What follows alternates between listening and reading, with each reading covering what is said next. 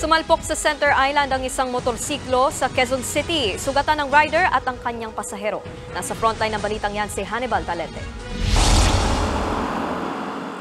Ganyan dinatna ng mga rescuer ang isang motorcycle taxi rider sa kanto ng EDSA at East Avenue sa Quezon City kaninang madaling araw. Mga sugat at pasang tinamo ng rider at kanyang pasahero matapos silang sumalpok sa Center Island.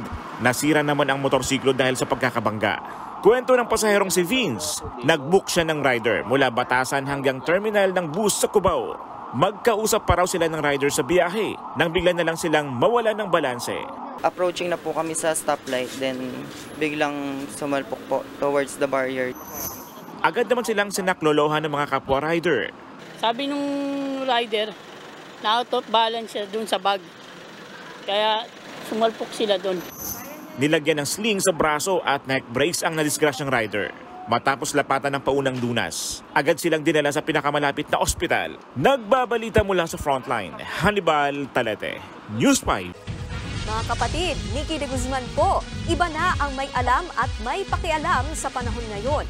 Para sa tuloy-tuloy na balitaan sa Frontline kahit weekend, mag-follow at mag-subscribe sa social media pages ng News 5.